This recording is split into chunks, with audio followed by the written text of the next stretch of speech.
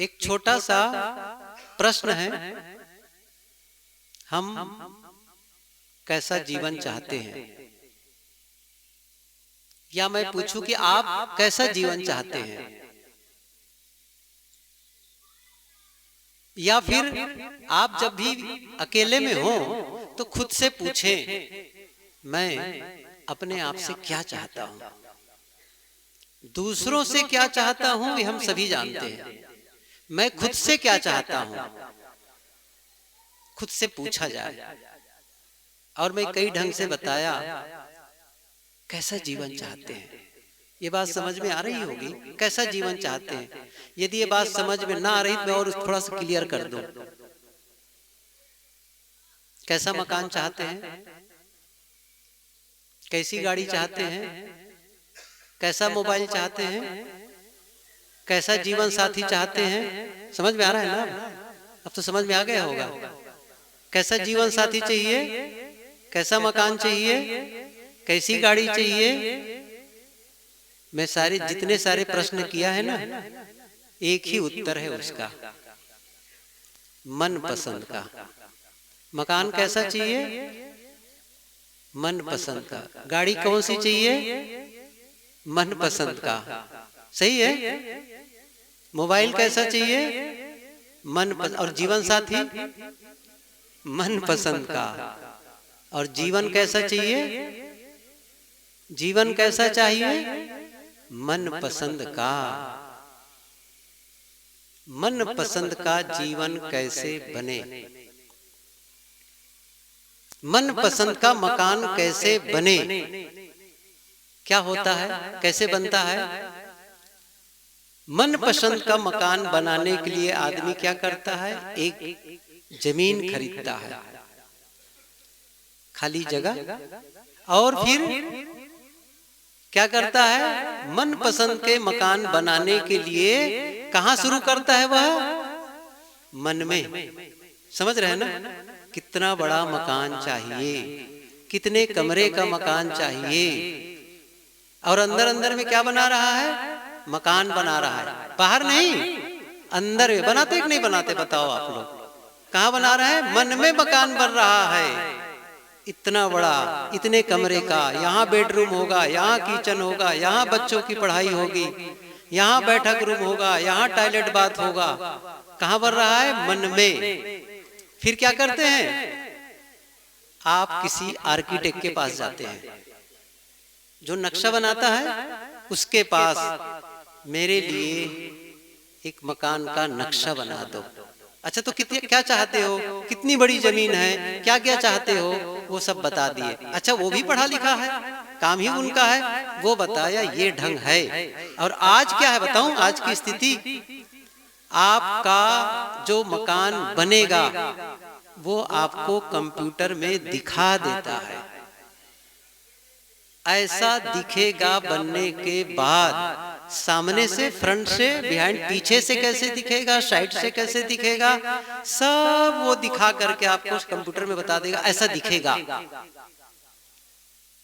अब क्या करते हैं आप? फिर वो क्या करेगा?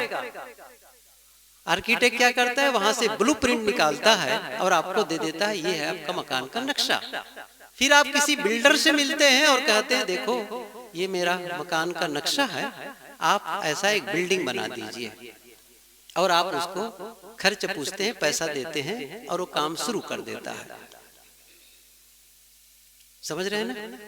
अब जब वो मकान बन जाएगा, जो आपने सोचा था, मन पसंद का नक्शा देखा था, बनाया था, और जब वो मकान बन जाएगा और जब उसमें आप प्रवेश करेंगे, उस मकान में रहना शुरू करेंगे, तो आपको कैसा लगेगा? आप क्या कहेंगे? भीतर में, अंदर अंदर क्या आवाज आएगी? मेरे सपनों का घर। सही है ना? वही घर का सपना देखे थे जिस घर में आप रह रहे हैं। मेरा एक प्रश्न है, अब मकान का नक्शा आप बना करके अच्छा मकान बनाए, लेकिन एक ऐसा मकान जिसको मजबूरी में लेना पड़ गया हो, ले तो लिए, लेकिन आपको क्या लग रहा है? ये मकान ठीक नहीं है। खिड़की ठीक नहीं है, न हवा आती है, न प्रकाश आता है, बाथरूम का पानी ठीक से पास ही नहीं होता है, किचन अटपटा सा बना हुआ है, आप उस मकान में रहने के लिए विवश हो जाएंगे जिसे आप पसंद नहीं करते हैं, क्योंकि आपने मन पसंद का नक्शा बना करके मकान नहीं बनवाया है। तो जो मिला उसको खरीद करके रहने लग गए। मेरा एक प्रश्न है, आप अपने मन पसंद का जीवन चाहते हैं तो कितने लोग हैं जो अपने जीवन का नक्शा बना के रखे हैं? कितने लोग हैं मुझे बताएं कि मुझे ऐसा जीवन चाहिए। क्या कभी आपने इसके विषय में सोचा है कि केवल दूसरों को देख करके है? मुझे कैसा मकान चाहिए, मुझे कैसा जीवन चाहिए, मैं कैसा जीवन चाहता हूं। मैं पूछूं आपको तो शायद ही बहुत कम लोग बताते हैं। मैंने कल बातें कही थी, जो राजनीति के संबंध में गहरी बातें कर लेता है, देश दुनिया के बारे में गहरी बातें कर लेता है, वो अपने जीवन के संबंध में कुछ नहीं जानता है, कोई जीवन का नक्शा नहीं बना के रखा है। क्या है, कैसा जीवन? जब मैं फिर से बता रहा हूं कल की बातें, जब मैं कभी विद्यालय में बच्चों के या बच्चे आकर के मेरे सामने बैठ लेते हैं तो उनसे जब बातें करता हूं ना, खास करके स्टूडेंट्स जो होते हैं तब, और खास करके जो वो अच्छे क्लास में पढ़ रहे हों, चाहे वो इंजीनियरिंग कर रहे हों या और किसी बड़े क्लासेस में पढ़ते हों, ऐसे बच्चे जब मिलते हैं तो मैं पूछता हूं, आप सफल होना चाहते हैं? हाँ, सफल होना चाहते हैं। तो मैं पूछता हूं, सफलता किसे कहते हैं? चुप। मैं कहता हूं गजब हो गया, आप सफल होना चाहते हैं और सफलता के बारे में नहीं जानते। आप यहाँ 12 में किसी के घर में आना चाहें, जैसे ये बंधन गार्डन में आना चाहें, और आपको ये पता नहीं है कि ये 12 है कहाँ, ये भारत में है कि चीन में है कि जापान में है, क्या होगा? अच्छा मान लो भारत में है, अच्छा किस स्टेट में है? ये बिहार में है या मध्य प्रदेश में है या तेलंगाना में है या राजस्थान? अच्छा राजस्थान में है, पता भी चल गया। कौन सा डिस्ट्रिक्ट में है, कहां पर है ये? जब तक नहीं पता होगा आप वहां पहुंच पाएंगे? नहीं पहुंच सकते हैं। ऐसे ही आप सफलता के बारे में जानते ही नहीं है तो आप क्या सफल हो पाएंगे? मैं कहता हूं, आपके टीचर से क्यों नहीं बता देते हैं सफलता के बारे में? कई बार तो मैं विनोद करता हूं, पूछ लेना अपने शिक्षक से, सफलता किसे कहते हैं सर? और मैं दावे के साथ कहता हूं 50% टीचर्स नहीं उत्तर देंगे, नहीं देंगे, क्योंकि कई ऐसे शिक्षक हैं वहां केवल नौकरी के नाम से पढ़ाने जाते हैं, पढ़ाने का शौक नहीं है। और जब मैं शिक्षक से मिलता हूं तो कहता भी हूं, आप केवल बच्चों को कोर्स कंप्लीट मत कराइए, उन्हें जीवन का पाठ भी पढ़ाइए, क्योंकि मैं अपने अनुभव से जानता हूं कोर्स कंप्लीट कराने वाले, कोर्स कंप्लीट कराना जरूरी है, लेकिन मैं कह रहा हूं केवल कोर्स कंप्लीट मत कराइए, साथ साथ में जब आपको समय मिलता है या समय निकालिए, चाहे सप्ताह में निकालिए, 15 दिन में, महीना दिन में, उसी कोर्स जब पढ़ाते हैं उसी बीच 5 मिनट, 10 मिनट, 15 मिनट थोड़ा भी समय निकाल करके बताइए जीवन किसे कहते हैं, सुख से जीने का तरीका कैसे होगा, परिवार के साथ सुख से आप कैसे रह सकते हैं, खुद के चरित्र का निर्माण कैसा होगा, कैसे चरित्र विकसित करें, जीवन का पाठ पढ़ाइए। और मैं अपने अनुभव से कह सकता हूं जो केवल सिलेबस कंप्लीट कराने वाले शिक्षक होते हैं, बच्चे प्रायः भूल जाते हैं उनको, लेकिन जीवन के पाठ पढ़ाने वाले शिक्षकों को बच्चे जीवन भर याद रखते हैं। जीवन का पाठ पढ़ा ही नहीं गया तो मैं फिर आगे कहता हूं बच्चों से, अभी सफलता के बारे में पूछ रहा हूं, मैं आगे एक और प्रश्न करने वाला हूं, सफल जीवन की परिभाषा बताओ, किसे कहते हैं सफल जीवन? या आप कब मानेंगे कि मैं सफल जीवन जी रहा हूं? या आप किसको देखकर कहेंगे कि मैं सफल जीवन जी रहा हूं? किसे देखकर कहेंगे? कोई है आपके सामने में जिसे देखकर आप कह सकते हैं कि वो इंसान एक सफल जीवन जी रहा है और मुझे वैसे ही जीना है? क्या है आपका रोल मॉडल? क्या है आपके सामने? कुछ ऐसा है टारगेट जिसको आप देख करके आगे बढ़े? मैं बताऊं आपको, हमारा जीवन कैसा है? बिना उद्देश्य के जीवन जिए चले जा रहे हैं। क्या है? गुरुदेव जी प्रायः प्रश्न किया करते थे, क्यों कमाते हो? खाने के लिए। क्यों खाते हो? जीने के लिए। क्यों जीते हो? एक आदमी खड़ा हुआ, पूछा तो ऐसे में, और खड़ा होकर क्या कहता है? मर नहीं गए इसलिए जी रहे हैं।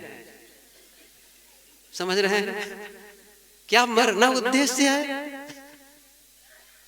आप मरने के लिए जीवित हैं कि जब तक मरने के इसलिए जिंदा हैं, जीवित हैं कह करके? देखो बंधुओं, मौत अपने आप आती है, ये ध्यान दो। मौत अपने आप आती है, और जो चीज आपको अपने आप मिलती है उसका कोई मूल्य नहीं है। जिसे आप मेहनत करके अर्जित करते हैं, मूल्य उसी का होता है। आप खेत में जो फसल होती ना, मेहनत करके कमाते हैं, उसे फसल कहते हैं, और जो अपने आप पैदा होता है उसको खरपतवार कहते हैं, घास कहते हैं। वो अपने आप होती है। घास का मूल्य है कि फसल की मूल्य है?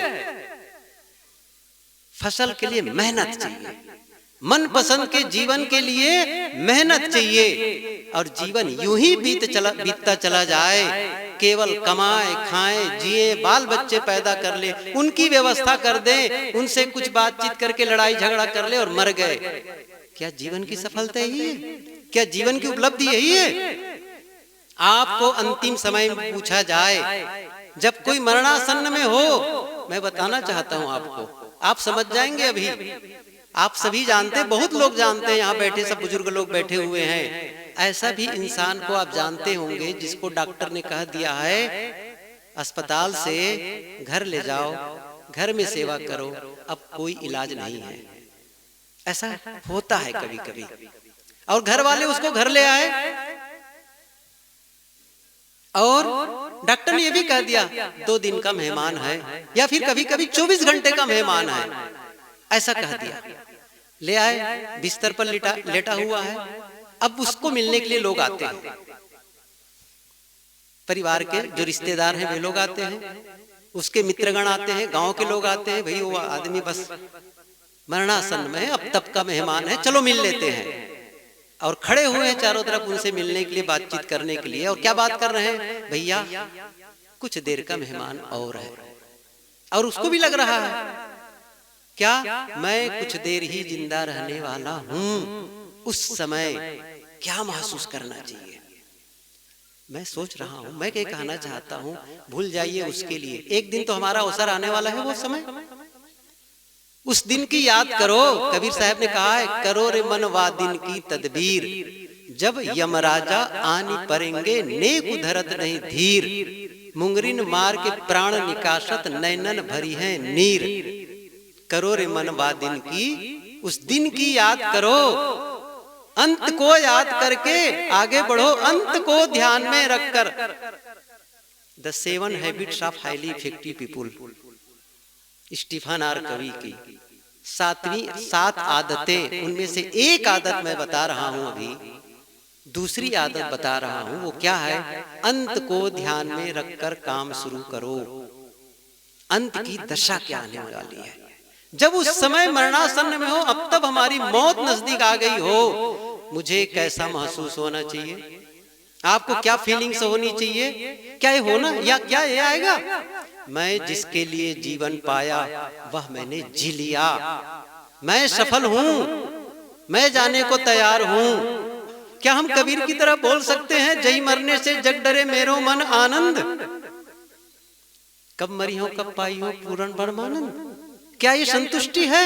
एक संतुष्टि भरा समापन, मैं संतुष्ट हूं, आसपास के लोगों के प्रति मेरे मन में कोई शिकायत नहीं है, सब के प्रति मेरे मन में धन्यवाद, आभार और कृतज्ञता का भाव है।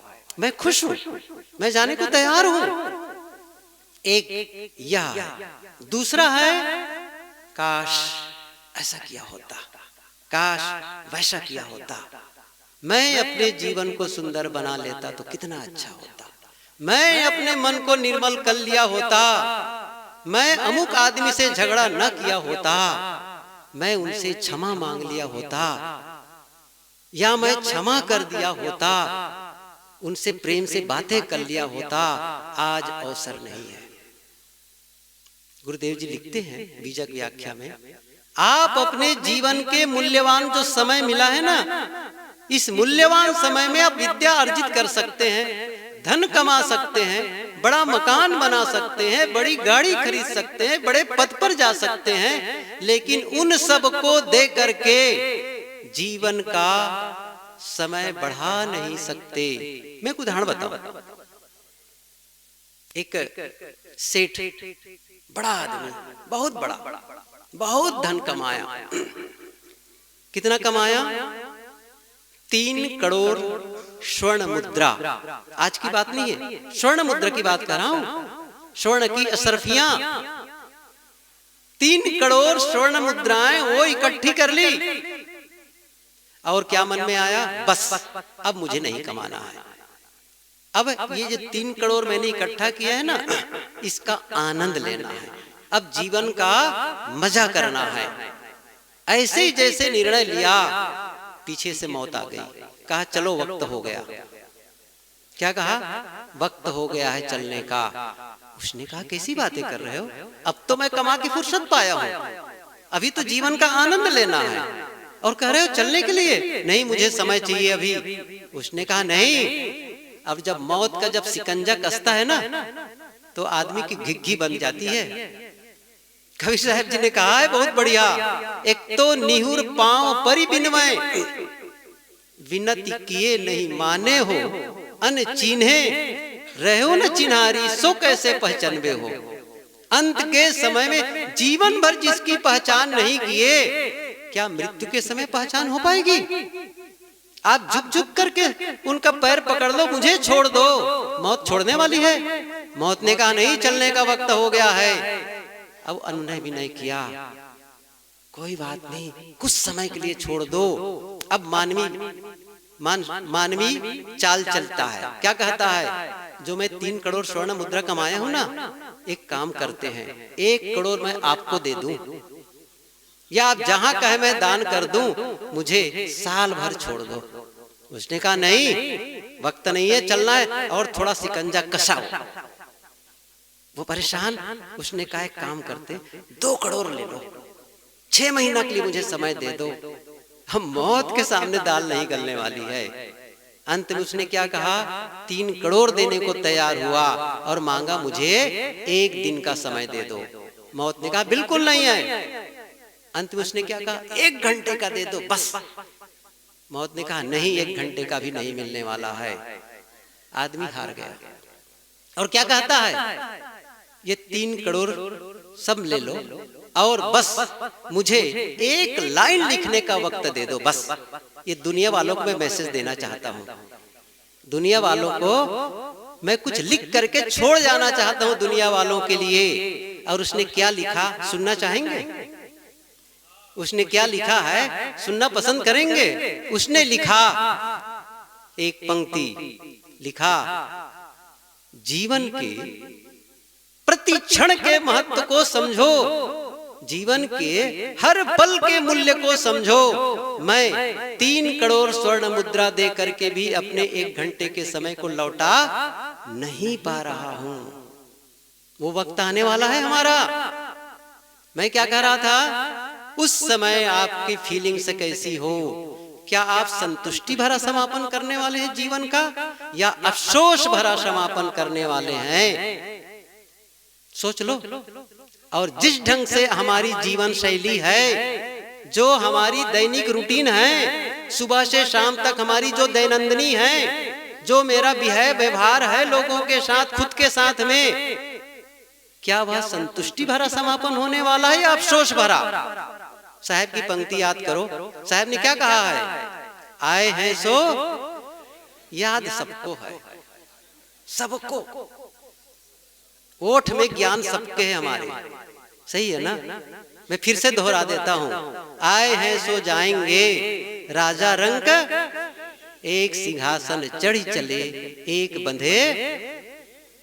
बंधुओं, हम सभी जानते हैं, न कोई सिंहासन पे बैठ के जाता है, न कोई जंजीर से बंद करके जाता है, लेकिन अंदर की जो संतुष्टि है, एक संतुष्ट फुलफिलमेंट, ऐसा लगे मैंने जीवन को जी लिया है, मैं संतुष्ट हूं।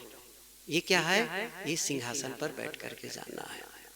लेकिन एक अफसोस भरा समापन, मैं अपने मन को निर्मल बना सकता था, छोटा मकान बनाता, कोई बात नहीं, न बड़ी गाड़ी होती, लेकिन मैं मन को तो सुंदर बना लेता था, जीवन को अच्छा बना सकता था, मैं लोगों के साथ अच्छा व्यवहार कर सकता था। छोटी छोटी चीजों को लेकर के, छोटी छोटी बातों को लेकर के मैं उलझता रहा, संघर्ष करता रहा, कितने मुकदमे में समय दे दिया, कितने लोगों के साथ में लड़ाई झगड़े करने में समय दे दिया। यदि इन्हीं सारे समयों को बचा लेता तो मेरा जीवन कितना अच्छा हो जाता। बंधुओं, एक गुड न्यूज देना चाहता हूं आपको।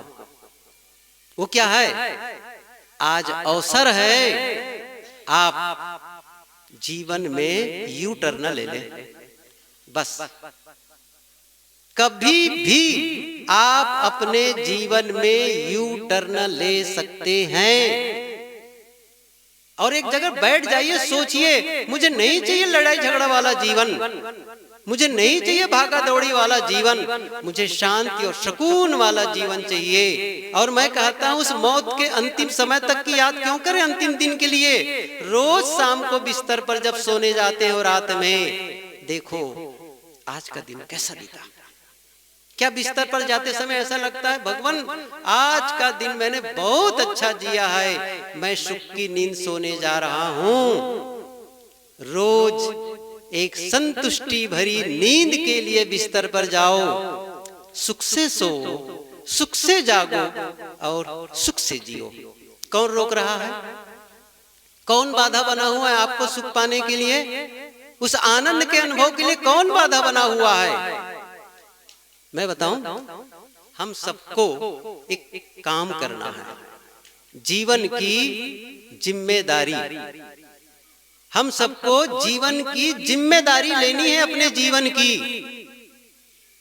भगवान भरोसे अपने जीवन को मत छोड़िए, भाग्य भरोसे अपने जीवन को मत छोड़िए, अपने जीवन को खुद के भरोसे जीना है। और मनुष्य की सबसे बड़ी विशेषता क्या है? कुदरत की ओर से, इस पूरी यूनिवर्स की ओर से हमें सबसे बड़ा वरदान क्या मिला है? सबसे बड़ा वरदान क्या मिला है?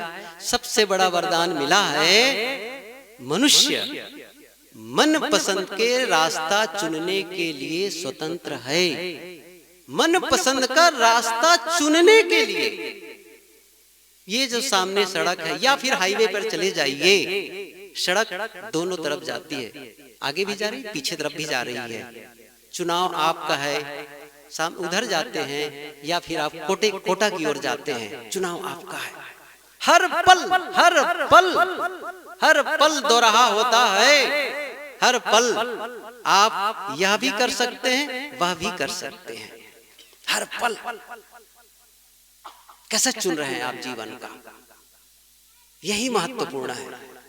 इसलिए मैं जो कह रहा था वो क्या था? जीवन की जिम्मेदारी लें आप। कितनी प्रतिशत जिम्मेदारी लेनी चाहिए जीवन की? आप अपने जीवन के जिम्मेदार हैं, आप अपने जीवन के जिम्मेदार हैं। जैसा जीवन अभी आप जी रहे हैं, जैसा भी जीवन आपको अभी जी रहे हैं ना, अभी इसका जिम्मेदार कौन है? कौन है? घर वाले हैं। इस जीवन का, आपके जीवन का जिम्मेदार कौन है? शहर वाले हैं। अच्छा, मैं समझ गया आप क्या कहने वाले हैं, नरेंद्र मोदी हैं। सही है ना? यही कहने वाले हैं। कौन जिम्मेदार है? भगवान राम जिम्मेदार है, भगवान कृष्ण जिम्मेदार है। अच्छा ठीक है, कबीर साहब जिम्मेदार हैं। मैं एक बात पूछूं, कबीर साहब यहाँ आ जाएं और आप उनसे कहें हे गुरुदेव मेरा कल्याण कर दो, और मैं दावे के साथ कहता हूं ऐसा कोई कहेगा नहीं, एक थप्पड़ लगा देंगे कबीर साहब जी। जीवन भर मैंने यही सिखाया है कि अपना काम खुद करो, और आज फिर मेरे सामने गिड़गिड़ा रहे हो। कल पत्थर के सामने गिड़गिड़ा रहे थे, आज मेरे सामने आप गिड़गिड़ा रहे हो मेरा कल्याण करो कह के। आपको करना है, कल मैंने पंक्ति कही थी, करो भैया अपनी छाड़ बिरानी आश, जाके आंगन नदिया बहे सो कश्मरे पियास। जो तू चाहे मुझको छाड़ सकल की आश, मुझ ही ऐसा होए रहो। कहां ढूंढ रहे हो? कोई नहीं देने वाला है आपको, कोई जिम्मेदार नहीं है जीवन का, आप अपने जीवन का जिम्मेदार हैं। और मैंने पूछा ना कितने प्रतिशत जिम्मेदारी लेनी चाहिए जीवन की? 100%। सुन लीजिए कितना? 100%। आप कहेंगे साहब 100 में क्या है, यहाँ तो 60% आता है ना, तो फर्स्ट डिवीजन आ जाते हैं लोग। समझ रहे हैं ना? और मैं क्या कहने चाह रहा हूं, 99 से भी काम चलने वाला, 99 से भी काम चलने वाला 100%। और कोई हम में से कहता है मैं अपने जीवन की 100% जिम्मेदारी लेता हूं, तो मैं बता देता हूं उसकी शर्त क्या है, सुन लीजिए थोड़ा से, तब आप कहिए मैं जीवन जिम्मेदारी ले रहा हूं। इसका मतलब यह होता है आपके जीवन में जो कुछ भी हो रहा है होता है, चाहे आप सुखी हो चाहे आप दुखी हो, चाहे आप सम्मानित हो चाहे अपमानित हो, चाहे गरीब हो चाहे अमीर हो, चाहे बीमार हो चाहे स्वस्थ हो, कुछ भी हो, आप इसके लिए किसी दूसरे को दोष नहीं देते और बहाना नहीं बनाते, ठीक है ना? तब आप कह सकते हैं मैं जिम्मेदार हूं। लेकिन जब आप दोष देते हैं अपने किसी भी जीवन में होने वाले के लिए, जो कुछ आपके साथ हो रहा है उसके लिए कहीं दूसरे को जिम्मेदार दिए या दोषी बनाएं, इसका मतलब आप जीवन की जिम्मेदारी नहीं स्वीकार रहे हैं। मैं जिम्मेदार हूं। जिस दिन आप जीवन की जिम्मेदारी लेते हैं उसी दिन जीवन में थोड़ा अप होना शुरू करते हैं आप, नहीं तो क्या होता है? कबीर साहब की पंक्ति याद करो, खसम बिन तेली को बैल भयो। तेली का बैल समझ रहे हैं? अच्छा, नए लड़कों को कैसे समझाएं कोल्हू कैसा होता है? बाकी लोग तो जानते हैं ना कोल्हू कैसा होता है, कैसा होता था। पहले बैल होता था, बैल को किस प्रकार ऐसे उसमें फेरा लगाया जाता था। और कबीर साहब के समय तो क्या पूछना, 600 साल पहले, तब तो कोल्हू का समय ही था। मैं बचपने में देखा था कोल्हू, और काफी साधु मार्गम भी आ गए, तब भी मैं देखा था कि किस प्रकार वो गन्ना को पेरा जाता है, पहले तिल का या अलसी का निकाला जाता था, उसको मैंने देखा क्या होता है। कबीर साहब क्या कहना चाहते हैं सुन लीजिए। कबीर साहब क्या कह रहे हैं, बैल है ना, बैल दिन भर चलता है, दिन भर सुबह से शाम तक चलता है। अच्छा, पहुंचता कहाँ है? फिर से पूछ रहा हूं, बैल कितना चलता है? दिन भर चलता है, पहुंचता कहाँ है? जहां से शुरू किया था वहीं। यदि वो सीधा सीधा चलना शुरू करे सुबह से तो शाम तक कोटा पहुंच जाए, सही है कि नहीं? लेकिन वो बैल कोल्हू वाला, बस यही दशा है। जीवन भर मेहनत करते हैं, कहां पहुंचते हैं? कबीर साहब क्या कहते हैं, जहां से उपजे तहां समाने। साहब बहुत बढ़िया बात कहते हैं, जहां से उपजे तहां समाने। कोई प्रगति नहीं, कोई प्रगति नहीं है जीवन में, जीवन का कोई उत्थान नहीं। केवल हम जीवित हैं, जिंदा हैं बस, लेकिन जीवन का काम नहीं हो रहा है। मैं थोड़ी देर जो समय बचा यही बताना चाहता हूं, कैसे जीवन का निर्माण करें, जरा समझें इस चीज को। एक यहाँ राजस्थान पत्थरों का देश, यहाँ से लोग पत्थर ले जाते हैं घर सजाने के लिए, मूर्ति बनाने के लिए। एक बहुत सुंदर पत्थर, बड़ा सा पत्थर आप अपने मकान के सामने लाकर रखें और कहा मैं इससे एक मूर्ति बनवाने वाला हूँ। और किसी बहुत बड़े कलाकार को बुलाए और कहते हैं भैया आप इसमें एक मूर्ति बना दो। क्या कहा आपने? मूर्ति बना दो। उसने कहा किसकी मूर्ति बनाऊं? पूछेगा ना, किसकी मूर्ति बनाऊं? आपने कहा एक काम करिए, आप भगवान राम की मूर्ति बना दो। फिर अब उसने कहा कि नहीं नहीं, अगले दिन क्या कहते, भगवान राम को मत बनाओ, भगवान बुद्ध की बना दो। उसने कहा भगवान बुद्ध की भी मूर्ति बन जाएगी। फिर एक दिन आपने उसने कहा नहीं नहीं, भगवान बुद्ध की बना। अच्छा तो कबीर साहब की बना दो। अच्छा कबीर साहब की बन जाएगी। फिर उस मूर्तिकार ने क्या, एक काम करिए आप सोच के बताइए किसकी मूर्ति बनाना है, क्योंकि इस पत्थर में राम की भी मूर्ति बन सकती है, बुद्ध की मूर्ति बन सकती है, कबीर की मूर्ति बन सकती है। वो सोच रहा है आदमी अब किसकी बनवाऊं। फिर एक दिन सोचते सोचते सोचा कि नहीं, मुझे किसी आदमी की मूर्ति नहीं बनवाना है, तो क्या करूं, शेर की बनवाऊंगा। अच्छा शेर की। फिर एक दिन मन में क्या, नहीं शेर की नहीं बनवाने का है, गधे की बनवाऊं। समझ रहे हैं? फिर एक दिन मन में उल्लू का बनवाऊं, उल्लू का। ये उदाहरण मैं क्यों दे रहा हूं, समझ रहे हैं ना? उस पत्थर में बुद्ध की मूर्ति बनने की संभावना है, कबीर की मूर्ति बनने की संभावना है, राम की मूर्ति बनने की संभावना है, शेर की मूर्ति बनने की संभावना है, गधा और उल्लू की मूर्ति बनने की संभावना है।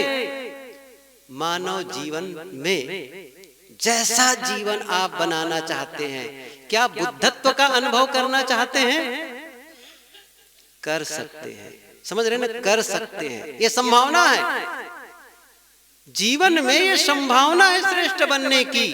जीवन में बुद्धत्व के अनुभव की संभावना है, और जीवन में आप गधे और उल्लू भी बन सकते हैं। और हम में से ज्यादातर क्या कर रहे हैं, ज्यादातर क्या कर रहे हैं, वो कहना अच्छा नहीं है। जो हम कर रहे हैं ना, उसको कहना अच्छा नहीं है। जानते हम सभी हम क्या कर रहे हैं, सही है ना, हम सबको पता है। यदि आप बुद्धत्व के उपलब्धि के लिए या आप आत्म उन्नति के लिए काम नहीं कर रहे हैं, तो आप निश्चित मान करके चलिए आप अपने पतन का रास्ता चल रहे हैं। दो ही रास्ते हैं, समझ लीजिए, या तो उत्थान का रास्ता होगा, और उत्थान के रास्ते को आपको जानबूझकर चलना पड़ता है, और यदि जानबूझ करके अपना कल्याण का काम नहीं करते हैं तो पतन का काम ऑटोमेटिक होने लग जाता है।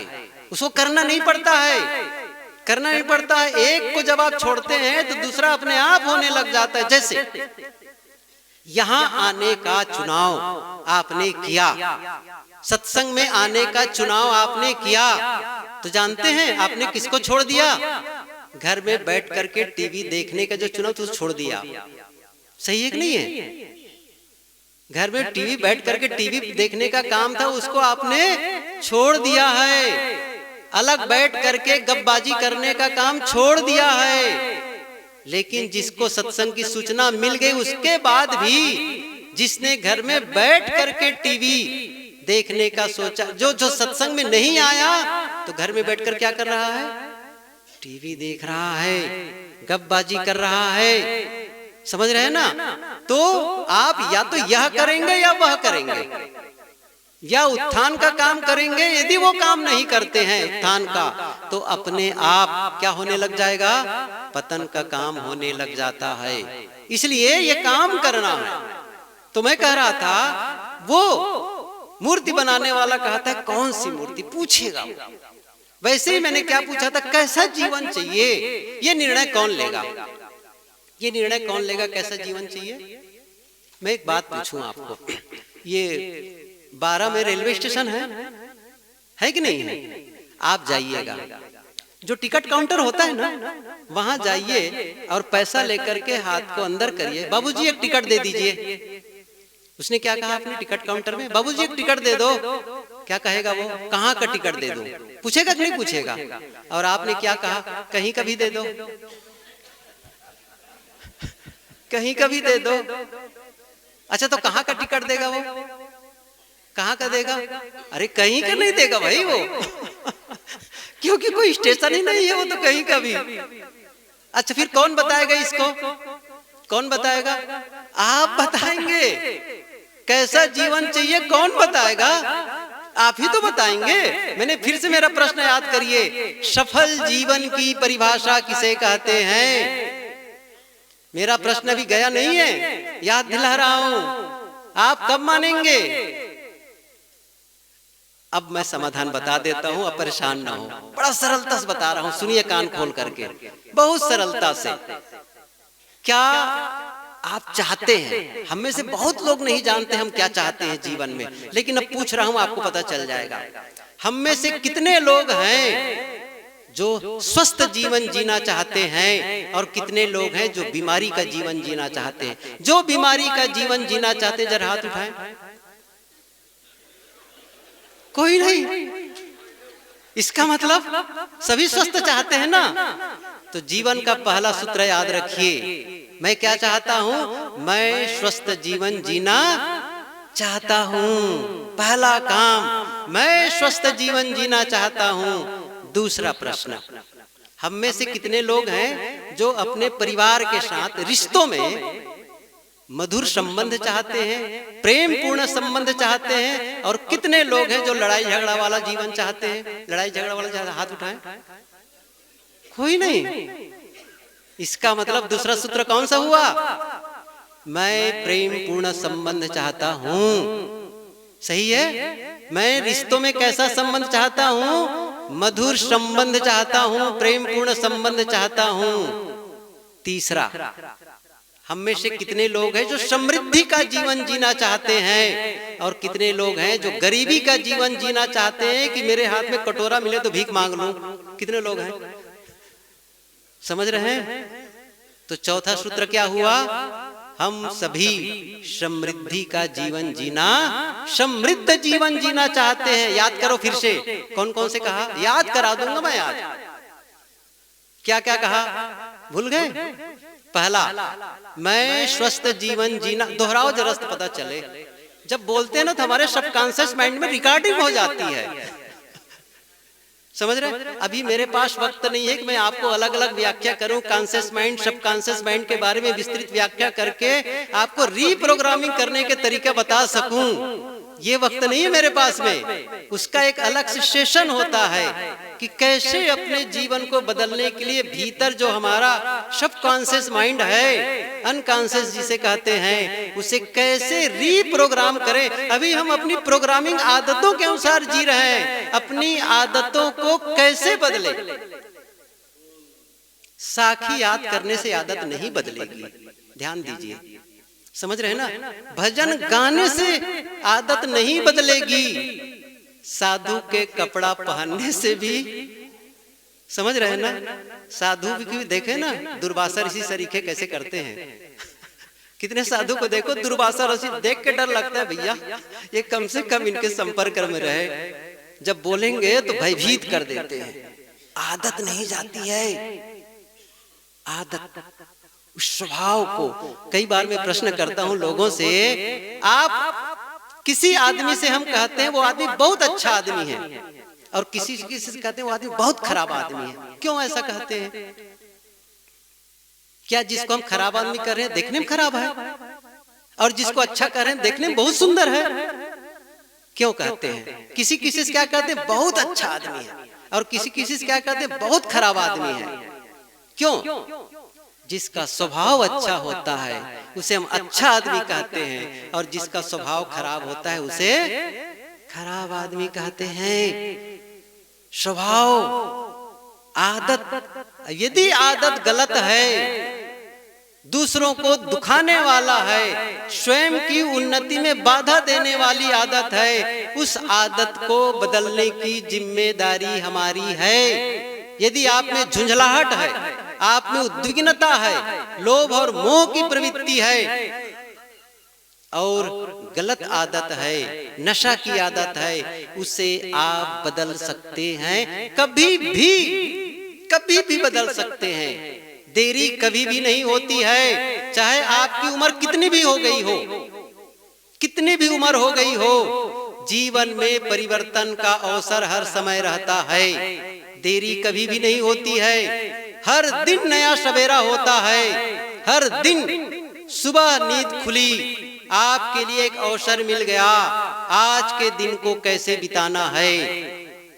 पहले शरीक है, पहले वही लड़ाई झगड़ा वाला, पहले उलझन वाला कि आज एक नए जीवन की सूत्रपात करूं, नए जीवन का अध्याय करूं, अध्याय की शुरुआत करूं। आप कर सकते हैं, कभी भी नई जीवन की शुरुआत कर सकते हैं। बस मुझे वो उलझन वाला जीवन नहीं, अब शांति और सुकून वाला जीवन चाहिए।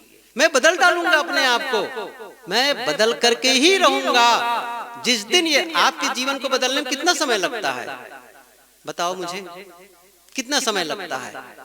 मैं बताऊं, 1 मिनट। हमारी जिंदगी सिर्फ 1 मिनट में बदल सकती है। कब? जिस दिन आप निर्णय ले लेते हैं, जिस दिन आप तय कर लेते हैं, बस मुझे अब जब मुंह खोलना है, जब मीठा बोलूं। देख लो, कोई जबरदस्ती कर रहा है आपके साथ कटु बोलने के लिए? कोई नहीं कर रहा है। तो बात यहां पर थी, कितने सूत्र बताए? याद करना है, कितने सूत्र बताए? बताऊं, हम सब भूलन लाल हैं। बताओ एक चीज, अच्छे मन का लक्षण क्या है? मुझे ऐसा लगता है मेरे पास इतने विषय हैं ना बताने के लिए, मुझे लगता है कि मैं बोलता हो रहूं घंटों। फिर से बता रहा हूं, अच्छे मन का लक्षण क्या है?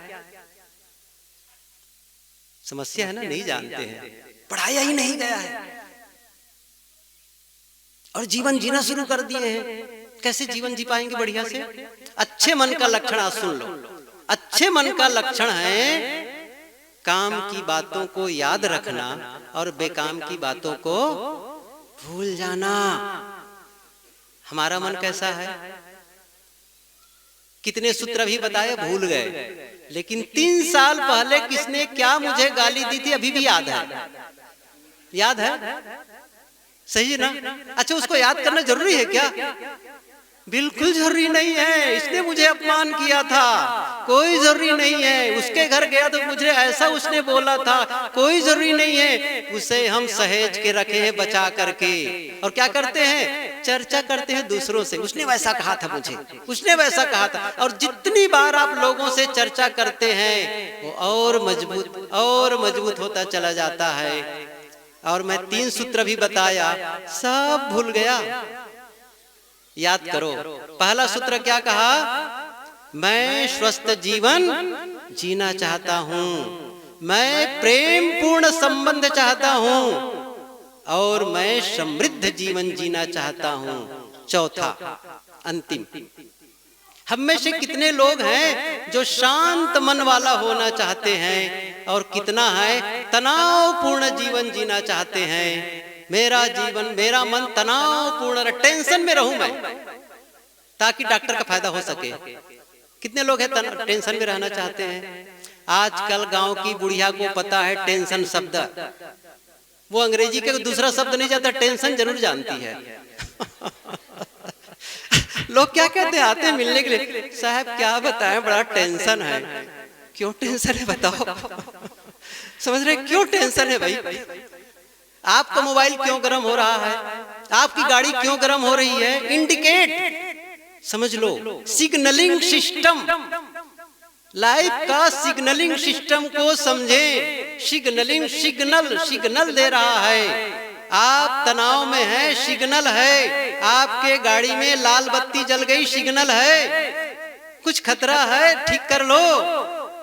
फ्यूल बता रहा है वो कि आपके फ्यूल कम है, ईंधन कम है, बार बार सिग्नल दे रहा है। आप ध्यान नहीं दे रहे हैं। अरे मुझे जल्दी ही जाना, मुझे जल्दी ही जाना, और पेट्रोल भरा नहीं रहे हैं गाड़ी में। आप मुझे जल्दी ही जाना। क्या होगा? गाड़ी वहां रुकेगी जहां पर पेट्रोल पंप नहीं है, साइड में लाके खड़ी करेंगे और बाकी लोग वहां से भर जाते रहेंगे। और क्या कहेंगे फिर? जब आपके पास में पेट्रोल टंकी थी और सिग्नल आ रहा था गाड़ी में तेल भराने का, क्या कर रहे थे? मेरे पास समय नहीं है तेल भराने का।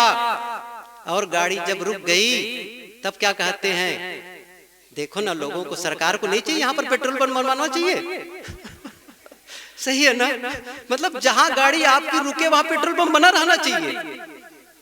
वहां नहीं भरा सकते थे जहां पेट्रोल पंप था वहां। यही तो हम कर रहे हैं। सिग्नल दे रहा है, आपका माथा दुख रहा है, आप तनाव में हैं, सिग्नल दे रहा है सुधर जाओ, कहीं आप गलत विचार सोच रहे हो, कुछ वैचारिक परिवर्तन की जरूरत है, नहीं कर रहे हैं। तो एक सुंदर मूर्ति बनाने के लिए हमें क्या चाहिए? एक पहला निर्णय कि मैं किसकी मूर्ति बनाऊं। फिर क्या करेगा वो कलाकार? ध्यान दीजिए, बहुत काम की बातें मैं थोड़े में बताने जा रहा हूं। क्या करता है कोई भी कलाकार? छीनी हथौड़ी लेकर के आता है, ग्राइंडर लेकर के आता है, देखे कि नहीं देखे बनाते हुए, आता है और क्या करता है वो? क्या करता है? वो मूर्ति बनाता ही नहीं है। सुन लीजिए मेरी बात, मूर्तिकार क्या कहते हैं? मैं मूर्ति बनाता ही नहीं हूं। सच कहूं, मूर्ति बनाता नहीं है वो, एक काम करता है। जो उस मूर्ति को ढके हुए पत्थर है ना, एक्सेस अतिरिक्त, उस पत्थर को छीन छीन के निकाल देता है। यदि उसको बुद्ध की मूर्ति बनाना हो तो बुद्ध को कहीं वो बनाएगा वहां? नहीं, पत्थर के वे अंश जो उस बुद्ध को ढके हुए हैं उस मूर्ति को, उसी को निकाल देगा काट करके। और धीरे धीरे क्या होगा? उसकी आंख बन जाएगी, उसकी नाक बन जाएगी, उसकी कान बन जाएगी। क्या मतलब है इसका? मतलब है जो उस मूर्ति को ढके हुए अंश हैं उस पत्थर को निकाल देता है और क्या करता है? जो उस मूर्ति के निर्माण में सहयोगी है उसकी रक्षा करता है। जो मूर्ति के निर्माण में सहयोगी है उस अंश को बचाता है और उस अंश को वहां से हटा देता है जो उसके लिए विरोधी है। आपके सुख शांति में क्या विरोधी है? हटा दो, छीन दो उसको, समझ रहे हैं ना? और क्या आपके सुख शांति में सहयोगी है उसकी रक्षा करो। औजार लेकर के आता है, एक सोनार, सोन जो गहने बनाते हैं ना, यदि उसके सोने की इतनी बड़ी बिस्किट दे दो और कहो मेरे लिए हार बना दो, और हाथ से बना देगा वो? औजार लेकर आता है। एक कपड़ा आप दर्जी को दे देते हो, क्या करता है? औजार से वो काटता है, सिलता है। एक लकड़ी दे दो किसी कारपेंटर को, औजार से बनाता है। बाहर किसी भी प्रकार के निर्माण के लिए औजार की जरूरत है, लेकिन सुंदर जीवन का निर्माण करने के लिए बाहर से कोई औजार की जरूरत नहीं है। वो औजार हम सब ले करके आए हैं। यहाँ जितने लोग बैठे हैं सबके पास वो औजार है। क्या उस औजार के बारे में जानना चाहेंगे? पहला औजार सुन लीजिए आप, वो पहला औजार है मन पसंद के जीवन को बनाने के लिए, वो है आपका मन, और वो है आपकी वाणी और आपका एक्शन, इंद्रियां।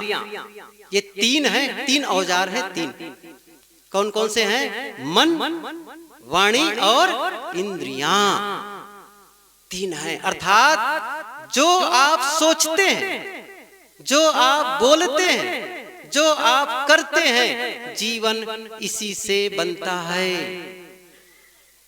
जीवन इसी से बनता है, अच्छा या बुरा, दोनों। यदि जीवन को बर्बाद करना हो तो इन तीनों को बिगाड़ना पड़ेगा, समझ रहे हैं? और जीवन को अच्छा करना हो इन तीनों में सुधार करना होगा। बस आपके पास ये क्षमता, हर आदमी के पास, मैंने कहा ना चुनाव करने की क्षमता है। अब मेरी ओर ध्यान दीजिए, बिल्कुल सरलता से बता रहा हूं। ये मेरे हाथ हैं, क्या मेरे हाथ आप लोगों को दिख रहे हैं? सबके पास हाथ हैं, हाथ है कि नहीं सबके पास में? इन हाथों का प्रयोग कैसे? दो तरीके से कर सकते हैं। एक तरीका क्या है? एक तरीका है इस हाथ से मैं किसी के सामने जाकर के हाथ जोड़ूं, प्रणाम करूं, वंदना करूं, सही है? एक तरीका ये है। एक तरीका यह भी है कि मैं किसी की सेवा कर दूं हाथ से, या किसी को मैं कुछ दे दूं, जरूरतमंद चीजों को दे दूं। और एक तरीका क्या है? दूसरा तरीका क्या है? इन हाथों से किसी को थप्पड़ मार दो। इस हाथ से मैं किसी की चोरी कर लूं, सही है कि नहीं है? हाथ चोरी करेगा, हाथ दान करेगा, हाथ प्रणाम करेगा, हाथ थप्पड़ मारेगा, इसका चुनाव कौन करता है? आप करते हैं, भीतर करता है। सही है कि नहीं है? आप करते हैं। क्या कोई जबरदस्ती जाकर आपको करता है वहां पर भीतर में जाकर के आपके साथ में कोई जबरदस्ती कर रहा है कि यह करो यह ना करो? आप निर्णय लेते हैं। लेकिन एक बात मैं कहना चाहूंगा, किसी के सामने हाथ जोड़ने का परिणाम अलग आएगा और थप्पड़ मारने का परिणाम का चुनाव किसने किया है? आपने किया है। आपने किया है। आप हैं, अर्थात जो आप एक्शन ले रहे हैं उसी से जीवन में परिणाम आ रहा है। दूसरा, मैं बहुत संक्षिप्त में बता रहा हूं, केवल सूत्र बोल सकता हूं। यदि हम में बोलने की क्षमता है, दुनिया में कई लोग हैं जो बोल नहीं पाते हैं, गूंगे हैं, और हम में बोलने की क्षमता है। हमें बोलने की क्षमता है। और एक बात और बताऊं, बच्चा छोटा होता है ना तो 2.5-3 साल में बोलना सीख जाता है। सही है कि नहीं है? लेकिन 70 साल का भी आदमी नहीं सीख पाता है कि क्या और कैसे बोलना चाहिए। नहीं सीख पाता है। जब वो बोलता है ना तो कटुता निकलती है। जब वो बोलता है ना तो उनके मुंह से गाली निकलती है। मुझे आश्चर्य होता है, जब मैं इस विषय पर एक दिन लिख रहा था तो मन में क्या हुआ, मेरे पास एक शब्दकोश है हिंदी के, 1,45,000 उसमें शब्द हैं। 1,45,000। उस 1,45,000 में से सारे शब्दों को छोड़कर केवल गाली का कोई चुनाव कर रहा है। सोचो उस आदमी की स्थिति कैसी है। जिसके मुंह से गाली निकले, इसका मतलब है उसे दूसरे शब्दों का ज्ञान नहीं है क्या? नहीं है ना? उन्हें मर्यादा का ध्यान नहीं है। कौन चुनाव कर रहा है इसको? आप ही हैं। मैं फिर से बता रहा हूं इस शब्द को। मैं इन्हीं शब्दों से क्या कह सकता हूं? किसी आदमी से कहता हूं तुम बड़े बेवकूफ आदमी हो, कह सकता हूं। लेकिन किसी से कहता हूं आप बड़े भले इंसान हैं। क्या कहा? आप भले इंसान हैं। यदि मैं कहा किसी को भले इंसान, उसका रिजल्ट अलग आएगा। और किसी को कहता हूं तुम बड़े बेवकूफ आदमी हो, उसका रिजल्ट। और एक इससे भी ज्यादा महत्वपूर्ण बात मैं बताता हूं, सुन लीजिए। वो क्या है? जितना समय और जितनी शक्ति आपको किसी को बेवकूफ कहने में लगा, जितना समय लगा, जितनी शक्ति लगी किसी को बेवकूफ कहने में, उतने ही समय और शक्ति में आप क्या कह पा रहे हैं? आप भले इंसान हैं। समय भी उतना लगा, शक्ति भी उतनी लगी, लेकिन आप गलत बोल करके गलत जीवन का निर्माण कर रहे हैं और सही बोल करके सही जीवन का निर्माण कर रहे हैं। और इन दोनों से भी बेस्ट, सबसे श्रेष्ठ एक चीज है, वो है आपका मन। यदि कोई कहे ये तीनों का झमेला छोड़ दो, एक बताओ, वो एक है आपका मन। बस आप जैसा सोचते हैं आप वैसा बन जाते हैं। जीवन का कोई आकार नहीं होता। सुन लीजिए फिर से, जीवन का कोई आकार नहीं होता है। मैं एक बात पूछूं आपको, पानी का कौन सा आकार है? मुझे बताओ। अच्छा, पानी के बारे में जानते हैं? पानी जानते हैं? पानी किसे कहते हैं? अच्छा, उसका आकार बताओ। आकार बताओ। गेंद का आकार गोल होता है, समझ रहे हैं ना? गेंद का आकार गोल होता है, बल्ली का आकार लंबा होता है। पानी का आकार कौन सा होता है? आप कहो पढ़ाया नहीं गया है। यही तुम्हारी समस्या है।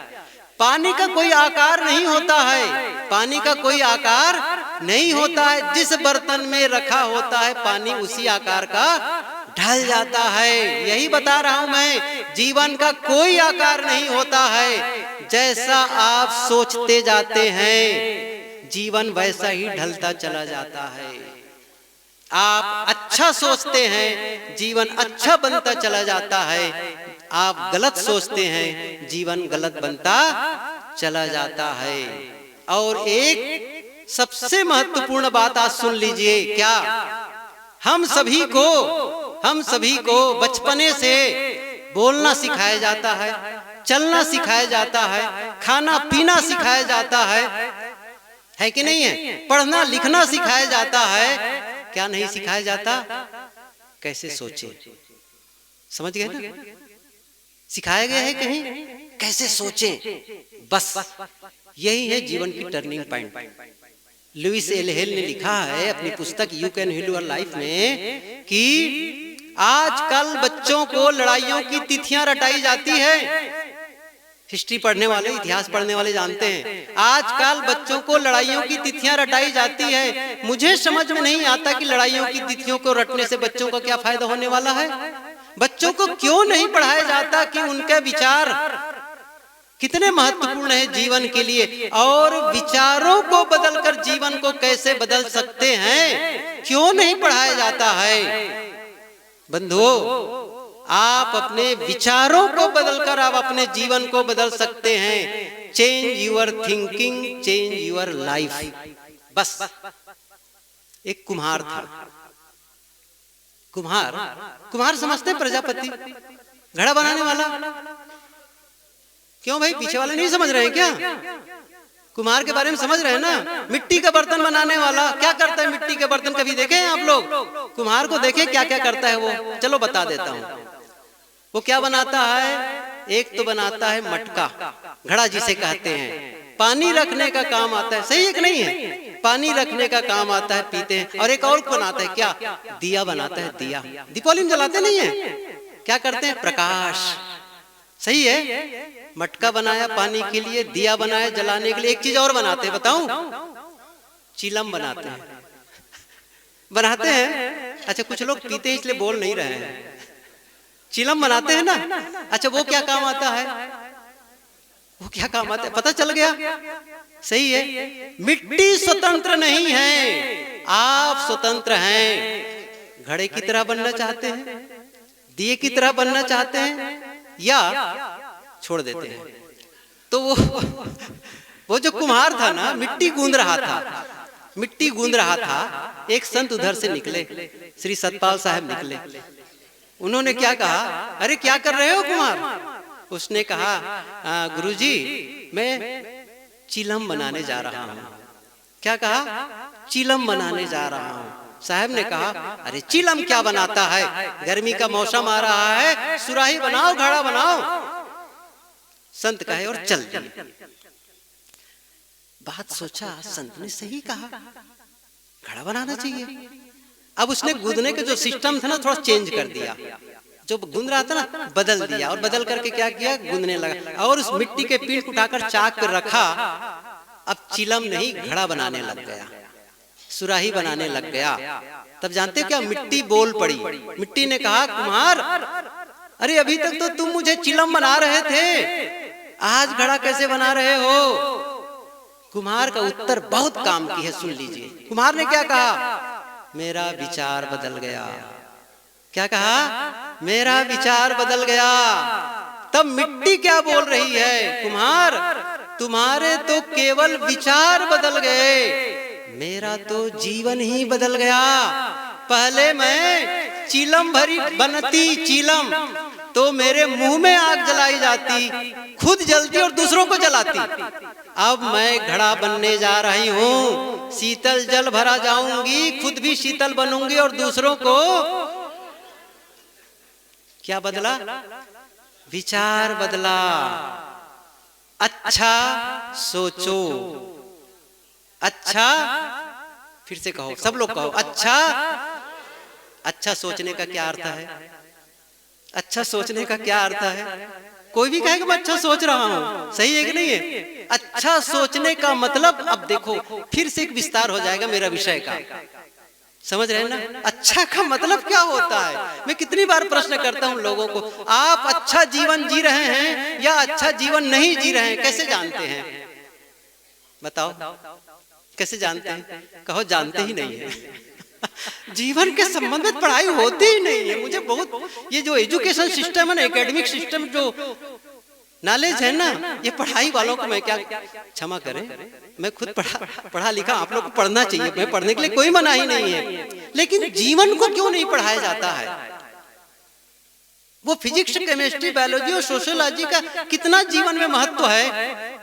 आप गणित के बारे में कितना जानते हैं न जानिए, कोई दिक्कत नहीं है, लेकिन आपको अपने क्रोध को कैसे शांत करना इसके बारे में जानना बहुत जरूरी है। सही है कि नहीं है? आप अपने मन को कैसे शांत रखें इसके बारे में ज्यादा जानना जरूरी है, या आपको अमेरिका की राजधानी के बारे में जानना ज्यादा जरूरी है? आपको अपने परिवार के साथ में पति पत्नी कैसे प्रेम से रहें ये ज्यादा जानना जरूरी है कि जापान की राजधानी कहाँ है इसको जानना ज्यादा जरूरी है? कमाल की बातें हैं। मतलब खुद को नहीं समझ रहे हैं। क्या समझ रहे हैं? आकाश के तारे गिर रहे हैं। सही है ना? एक संत थे, उसको पोस्ट ऑफिस में लेटर वो डालना था, पत्र डालना था लेटर बॉक्स में। तो उसने कहा कि एक छोटे सा बच्चा जा रहा था आदमी, तो उसने कहा कि भाई अच्छा वो पोस्ट ऑफिस कहाँ पर, किधर रास्ते जाने के, मुझे बता दो, मुझे बता दो। तो फिर बातचीत चली, तो उसने कहा कि ऐसा करो मेरे पास आ जाओ, मैं तुम्हें कुछ बताऊंगा। संत ने कहा मेरे पास आ जाओ, मैं कुछ बताऊंगा। क्या बताओगे? मैं स्वर्ग जाने का रास्ता बताऊंगा। संत ने कहा। उस आदमी ने क्या कहा? आपको पोस्ट ऑफिस का रास्ता नहीं पता है, स्वर्ग का कहाँ से रास्ता पता होगा? सही है कि नहीं है?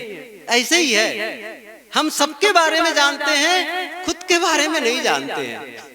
बस खुद के बारे में नहीं जानते हैं। तो मैं क्या कह रहा था, अच्छा सोचें, इसका मतलब फिर से अच्छा जीवन जी रहे हैं, अच्छा जीवन नहीं जी रहे हैं, कैसे जानते हैं बताओ? नहीं पता है।